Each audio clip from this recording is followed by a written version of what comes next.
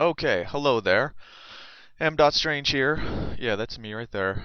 This dude throwing dubs. Okay, so I finally got a hold of a headset, so I'm gonna really quickly go over my workflow that I'm using for my new animated feature film Heartstring Marionette, in which I use Zbrush and Cinema 4D, and that's pretty much it. So I'm gonna show you the workflow that I use to make characters, and hopefully it's helpful to you. And I'll be making more videos on more specific stuff, so let me know what you want. And then YouTube's allowed me to do downloads. Okay, I charge like 99 cents for some. So you can, as always, you can watch all these for free. But in the future, I'll probably have the option so you can download them to put them on your iPod or whatever you want to watch them later for like 99 cents. But you can always watch them for free. So watch out for that as they come along, more specific. This is going to be a general one. So we're going to start in ZBrush. And I'm using ZBrush 3.1. I know version 4 comes out in August, and it's probably going to be the best thing ever. So if you're an up-and-coming 3D artist, animator, modeler, whatever, and you want to do characters or anything organic, I definitely recommend getting into ZBrush because it's the best thing that ever happened to me. And my favorite thing, sorry for blowing into the mic, are these things called Z-spheres. So when you first load up ZBrush, you have these menus you can go in here. And again, people complain about ZBrush because its interface is very different from other 3D applications, which you have to get used to. But once you get used to it, it's pretty great. So, but again, I kind of look at Zsphere like a woman because I don't know why it does these things a lot of these times. Like a lot of the time, it'll just disappear or run away or something, and the screen will. And just like, I look at women, it's just unexplainable. You just go with it. Hopefully, they don't throw wine in your face and leave. But yeah. So, that's how we're going to start. Is getting a Z-sphere, and I'm just going to left click and drag out, right? And the thing about ZBrush that can like screw you up is that you always want to make things editable. So you can click this button up here or just press T, and now it's an editable 3D object. Okay, and when I'm using Z-spheres, I always want to use symmetry so I don't get things thrown out of whack. So you can click this, or you can use the shortcut of X. So now as you see, there's these two balls. That means there's symmetry. If I press X again, see there's only one. So I'm using two. And then I found it's really handy if you just make the size of your controller really small when you're dragging multiple Z-spheres. So if you press spacebar, you bring up this menu, which you can pretty much control everything, but I'm just going to go, change the draw size to something small. And then if you hold down Alt and left click, you can drag around the screen. And if you want to zoom, you press spacebar and scale. So like this, and then if you just click and drag in any part of this gray area, it'll spin around the object. So let's start building some character, I don't know what. So I'm in draw mode with Z-spheres, which is up here, or just Q, so you press Q. And then whenever you want to preview this as polygons, you press A. So it's not polygons yet, you're just previewing it, right? So I'm going to press W, which goes into move. So this is Q, W, E, and R, like QWERTY. So I'm going to be switching between those. So I'm looking at this, I'm going to zoom out, and then I'm going to make this the dude's shoulders. I'm pressing A, I'm going back to Q, Q again, and then if you shift click when you're in draw mode on a Z-sphere, it'll create new Z-spheres the same size as the ones that were already there. And I want to show you something, like if you start crossing stuff, let me see if I can screw them up. Z-spheres are just weird because if you ever cross like these columns, things get funky, so you have to be like weary of that and kind of not let them cross. So I'm shift clicking again, making this guy's arms, right? Then I'm going to press E, I'm going to scale that down, scale that down. Then if you click on one of these tubes and scale, it'll scale like the whole thing. Like that, right? So yeah, let's make him a weirdo. It's really like big legs. So I'm going to shift click there. Okay, and I always start my characters in ZBrush just because it's, everything's rounded, and I find it just looks really good for creating organic stuff, and it looks natural. Oh, what a nice looking guy he is. Um, I'm gonna Q in here, and since I have symmetry on, it puts it exactly in the center. Let's give him a really long neck, just because we can. Okay, and then I'm gonna Q there. Then I'm gonna shift click to add another ball, same size. Gonna move to the side. Let's give him a giant head like that. And the reason I'm putting him in T-pose is because, you know, later on, not on this tutorial, but I'll do one where I'll actually rig him up for animation. And then to do hands, it took me a while to figure out how to do this right, but there's this dude named Jason Welch, aka Canned Mushrooms, who puts out a ton of free Zbrush tutorials, and that's how I learned. So I learned this hand technique from him. So thanks, Jason Welch, Canned Mushrooms. So I'm clicking in there, I'm going to preview, and these hands aren't going to be perfect, but or you know what? I thought I was going to do me throwing dubs. That's right. Okay, so he only needs 3 fingers. Okay, for his dub hands, which makes it easier for me. And you see how that Z-sphere looked kind of weird there? Like, it's kind of sunk in. This one looks kind of trippy too. You just move them around until, I mean, the thing with ZBrush that is good and bad, if you're just sculpting to sculpt, and you're not going to animate it, I mean, you can pretty much do anything you want and not worry about things like topology too much. Topology is just how the polygons are laid out. But if you're going to animate it, you really have to be careful. So, but I'll go into that more in depth in future tutorials. Right now, I just want to show you the workflow. So, okay, there's the guy with those hands. Why am I making him look crappy? He's supposed to be me. I guess I don't like myself. Okay, so then let's see what happens if I do this. Kind of screws the mesh all up. I'll probably have to put him on the side somewhere. So that's looking okay. I'm pressing E. Let's scale that up. It's pulling it. It's getting kind of weird over here. And you might not, if you have experience with 3D, you can tell it's like the mesh is getting weird. If you don't worry about it. Over time, you'll just learn how you can just tell.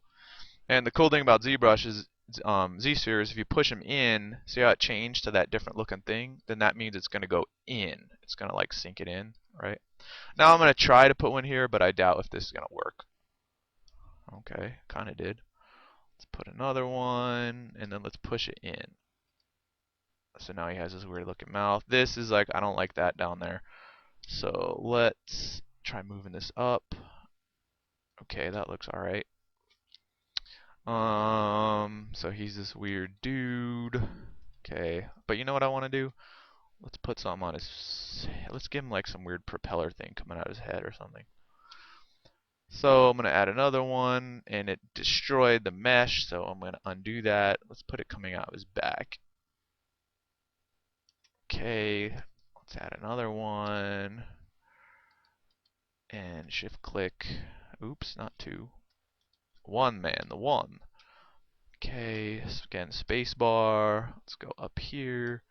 And this is something that's really sweet with Z-spheres, is that you see I have these symmetry options. Right now I'm in X symmetry, right? So it's going across the X-axis. But if you press Y and turn on radial, check this out. Oh, wait. What the hell? Wow. I wasn't supposed to do that. Oh yeah, it has to be right down the center. I might not be able to do this. Can't show you this trick. I'm a crappy tutorial maker. Let's see. Let's add that, and then that.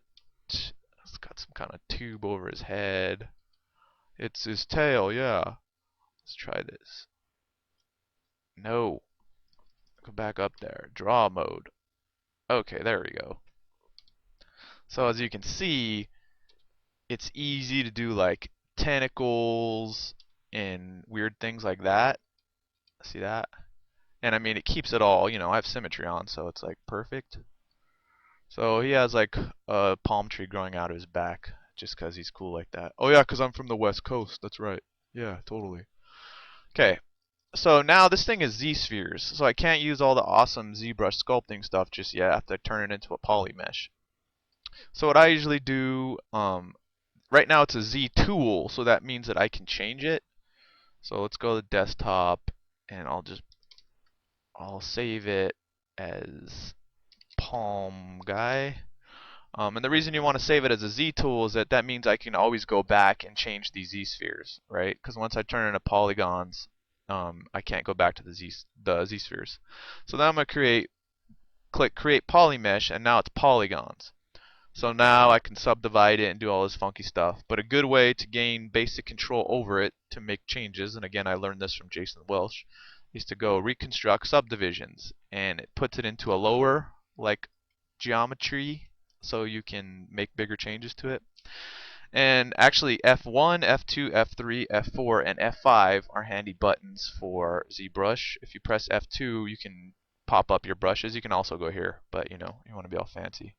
And I'm going on the Move tool, which is super powerful. I'm going to press S to change the scale of the brush. I'm going to press U to change the brush intensity all the way to 100, and I want to work this guy's legs out. And I need to turn symmetry back on, so I press X. Then I'm going to pull his feet out. And again, I'm not trying to, you know, if you're looking for a tutorial on how to make a perfect figure or something, that's not what I do. I'm just showing you how to make basic humanoid things or whatever they are. So then if I press, wait, let's get his feet from below. And again, like, you have to take angles sometimes in ZBrush. Like if I try to look at it flat, it wouldn't pull it, but if you press D, it goes up a subdivision, so you can see what it looks like there and adjust it. But you see how there's many more points here, so it's kind of harder to make major adjustments. And if you press Shift D, it goes lower. And you can also just go right here and go lower, higher. But you know, I use this like 10 hours a day or something. So I'm just using the Move tool to pull stuff around. And I kind of want his shoulders wider, so I'm gonna get the Move tool, go like this.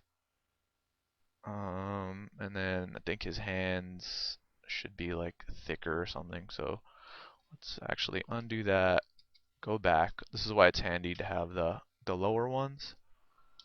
Make this smaller, and then let's pull his hands out like this. And I mean, you don't want to do this too much because I'm stretching the geometry, so it's going to have fewer subdivisions in there. And usually in the hands, you want a lot. But I'm not doing super high detail characters, so it hasn't hurt me yet. And usually you want to go from all three views, but I won't. Dude, get back. What are you doing? Actually, let's fix his mouth too. So the reason I'm in this mode is that, as you can see, it's easier to make these big changes. And then if we go back, we can see what it looks like. Okay, so his hands look a little better, his feet look better. And so let's say I decide that, actually let's give him bug eyes. Let's go back to the Move tool, this, and then we want his head to be freakishly bigger, something like that. Okay, so now, you know, I already saved out the Z tool version, it kind of looks like a frog. But now I want to save out the geometry version, so I'm just going to go save again, Palm Guy Polys. So now I have the polygon version and the Zsphere version. And then I know a lot of people, I know my friend James out there has been trying to use ZBrush, and he kept getting his meshes exported as groups, as pieces, and that's probably because you were just going to the export tool here. But what you want to do, so you can turn a certain option off, is go to export here. And then since I'm going to Cinema 4D, I want the whole model as one, so turn groups off.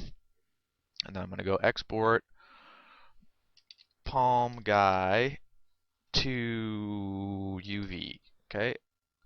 So now I just exported an OBJ file of this dude right here. And the reason I did that is, oh yeah, I'm supposed to make him do that. Should I do that? No, it's too late for you guys. Sorry. I'm just making some dude. Okay. Now, what you want to do is go, oops, my layout is all changed. You want to go to Merge, which is in your Object Manager, but I usually use two screens, so it's screwed up, but I made a shortcut, or I thought I did. Oh, I guess I didn't. Okay, I'll go back to a normal view or something. How do I do that? Please don't get confused here. Object, okay. Merge object, and I want to navigate to that OBJ file, which is right here.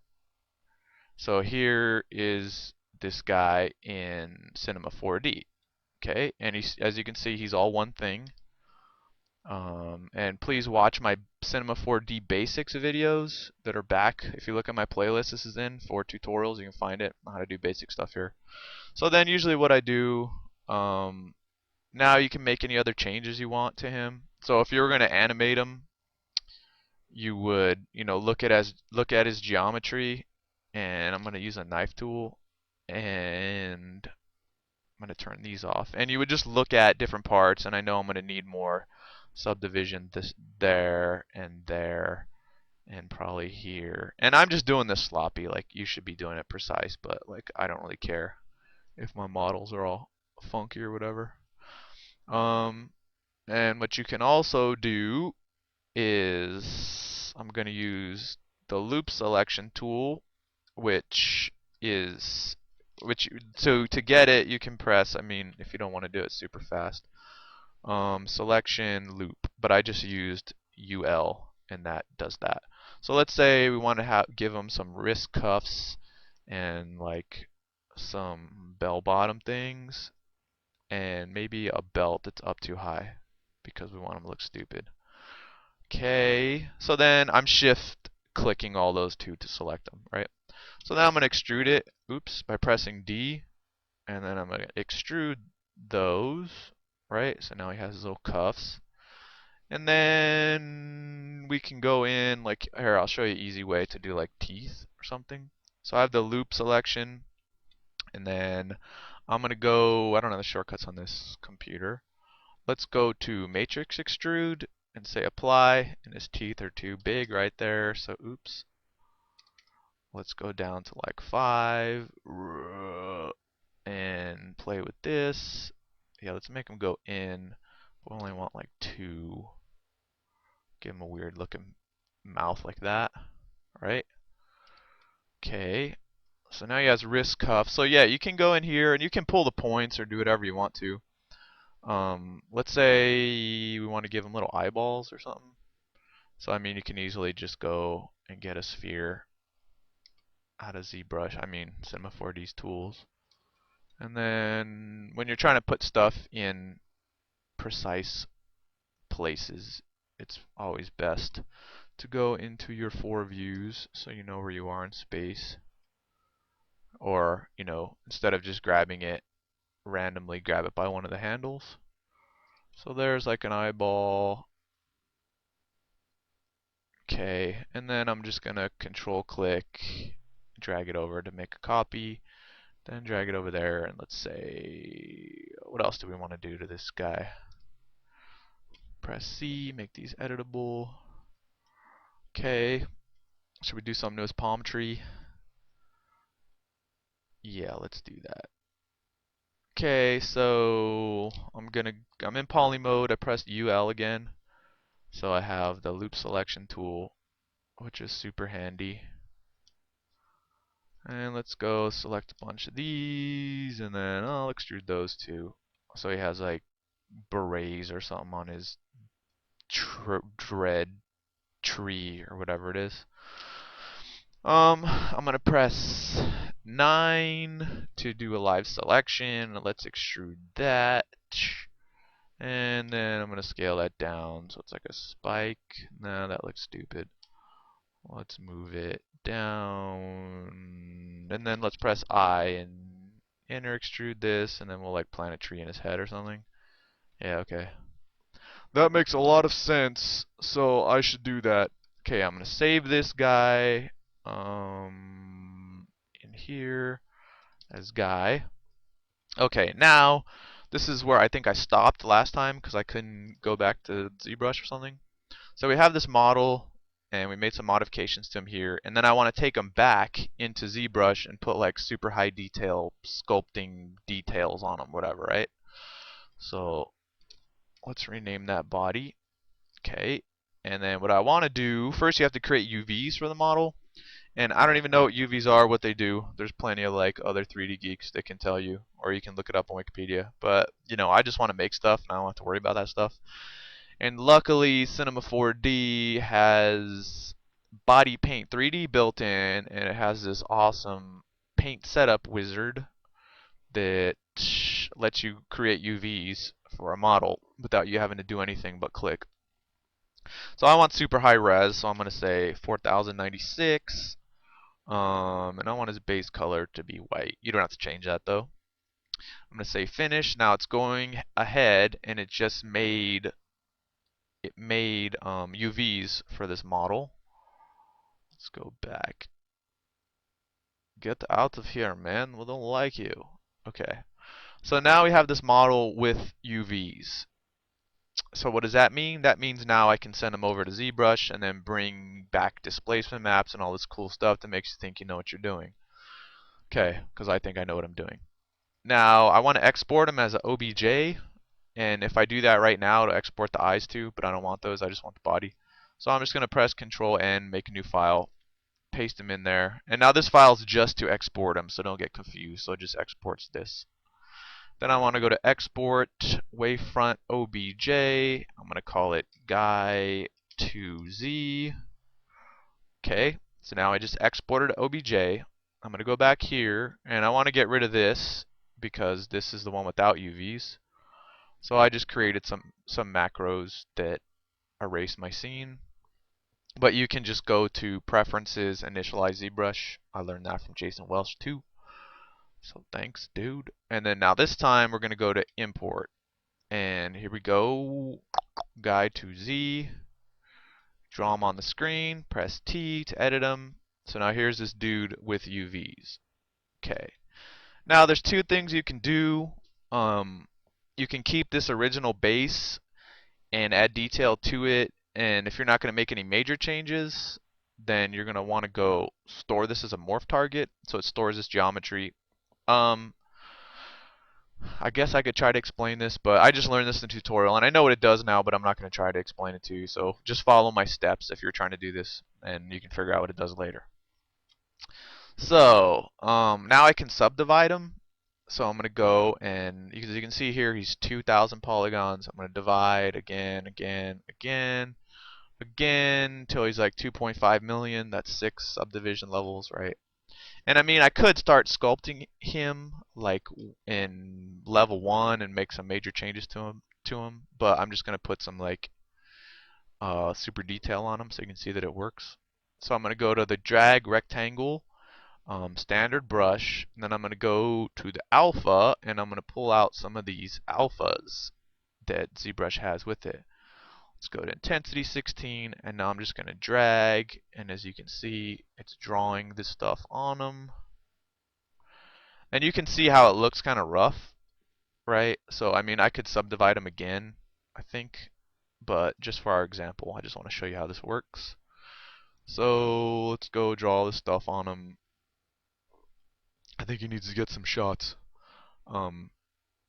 So we're doing all this, putting this stuff on them.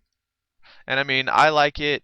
You're saying like, oh, I'm just throwing it everywhere. But I mean, the stuff I'm making for my new film, I'm trying to make it look like handmade. So, I mean, this, yes, I'm making mistakes. But, oops, I didn't mean to make a mistake that big. Oops. Or maybe I did. Yeah, I like that. And you can see it's getting chunkier up here because there's not enough polygons, but whatever. You can learn about that later on your own. Okay, then his weird things up here. Yeah. Alright, great. So that's for like his body. Then let's make his skin like veiny or something. So I'm going to choose this. I mean, just go and put like veins on his face, on his head, everywhere because he's a horrible frog man. Okay, oops. The world is spinning. What's going on? It's just clicking everywhere. I don't know. I don't know either. I just want to show you that you can add like pretty fine detail. And you can go into the projection master and add even more detail, but let's just say this is good for our purpose, right? So what do we do now? Now, I could just export right now and take in a 2.5 million polygon model, but let's say you want to animate them or you just don't want scenes with a billion polygons. So we're going to want to export a displacement map for them. So how do we do that? Well, this is how. We're going to go back to level 1 of our subdivision, and then remember when I stored that morph target? I'm going to switch back to the original. Scale this down.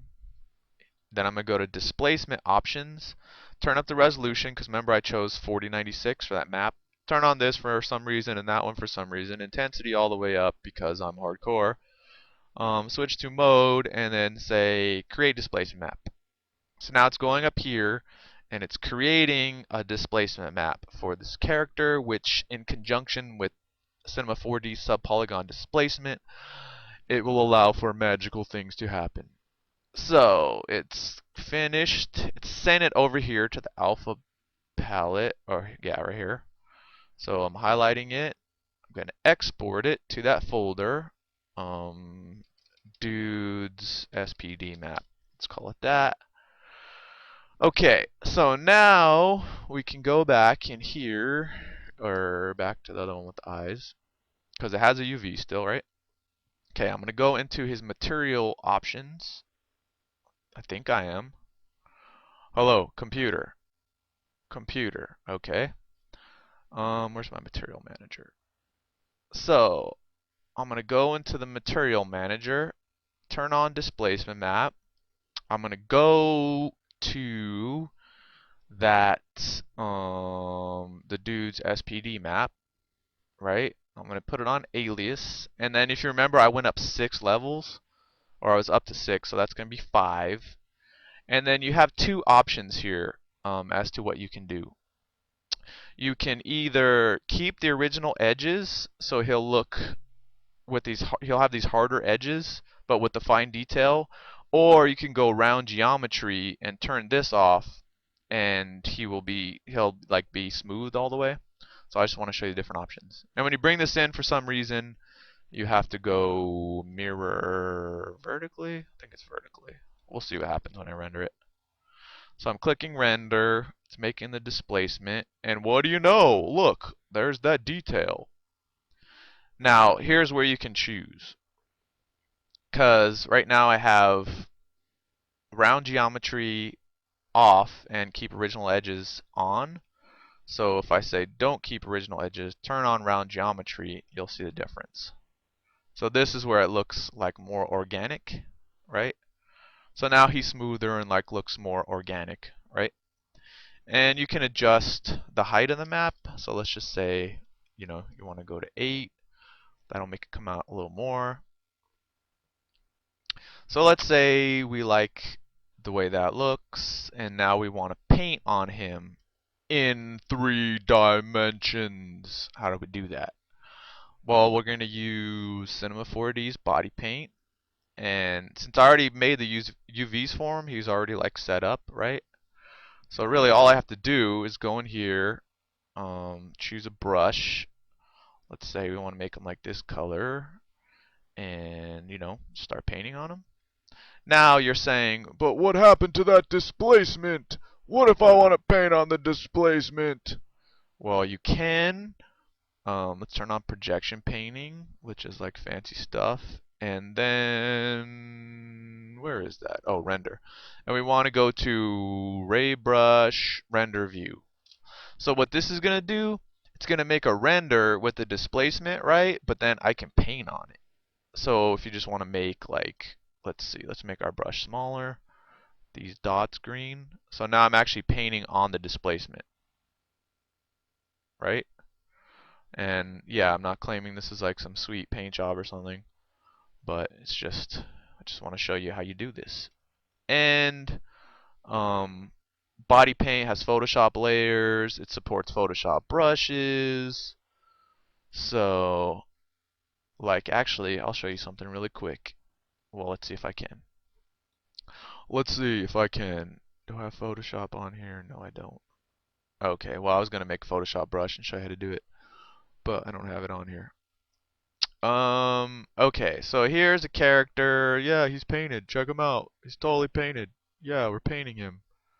Yes. Okay, he's this frog guy. And he has a palm tree on his head. Because he's from California. West side, west coast. What? So let's just paint his front. Okay, let's paint his front. Then it has all these brushes built in. What does this do? I don't know. Yeah, let's put zippers on his arms and his legs and an X on his chest because he's straight edge. Okay, let's do that. Alright, so I think you can see kind of how this is going. Um, Cinema 4D comes with all these brushes. What is this? I don't know, but I think you need some of that. I guess it doesn't work. Okay, whatever. But yeah, you can just keep painting on them, doing whatever you want. And you can not only just paint, I guess I'll do that in the future if you want to see it. You can not just paint color, but I could be painting displacement, and I could be painting diffusion, specularity, transparency, luminance, whatever. You can paint in all the channels. Stupid thing. Close you. And you as well. Okay, so now we have this dude, right? And then, oh yeah, let's make his eyeballs. Remember I made his eyeballs separate spheres? So I go to Material Manager, double click an empty space, and let's give him glowing eyes. Let's give him glowing pink eyes with glow. Then let's just drag and drop that onto here. Control click to copy it. Let's put a floor in the scene. Floor, and hey you, come here. Don't go through the floor. Oops. Let's bring them up a little bit. And then let's put an ambient light here. We'll just do one light with the shadow and then tint it a little bit. Okay, and let's just add fall off just because we can. No, let's do harsh. Okay. Sorry for talking to myself. So we can go like that, and then I'll make another light, tint it. You should always add a little color to your lights. If you watch my basic thing, I go over why. So let's put this one kind of behind them, and like that. And I know a lot of people like using GI, but I don't really like using GI. So I'm just going to press render. It's preparing our displacements. And so the benefits of this is that I have, my low poly character, but I was able to put that fine detail on him at render time. So, when you animate him, it's really fast because it's only 8,000, but then when you render him, he looks like he's high poly. And again, I could have done a lot more stuff and smooth this out, but I just wanted to show you a super fast example. So how about, I'm working on a new movie now, so I'll try to do these as much as I can. But I want you to tell me what you want. So maybe, what do you want me to do? I could rig this guy up and animate him and use a nonlinear animation system to make him do stuff. Like, I can rig him up so he can run, and then I can make this thing bounce around or something. So just let me know what you want to see me do with this character, and I can even give you this character with the project files or something. So, yeah, and like I said, I'll probably be utilizing YouTube's like downloads. So when you see these tutorials in the future, look for the download button, and I'll make them like 99 cents or something. So again, you can watch them for free, but if you want to, help me do what I do and support me in my new movies, please download stuff. But you don't have to. You can watch them. I don't care. It's the internet. You can do what you want. So yeah, that's the end of this tutorial. So I hope it was helpful. I know I went through it super fast, but I just wanted to give you an overview. So now you can ask me in the comments or email me or whatever and let me know what you want to see more specifically. So thanks for watching. Hope you learned something, and it's a great time to become a 3D animator, get into making animated films by yourself, and go check out my blog, which is in the links, or you can follow me on Twitter at m.strange if you want to hear about my new film, what I'm doing. So yeah, good luck to you and have fun and stay strange. Bye bye.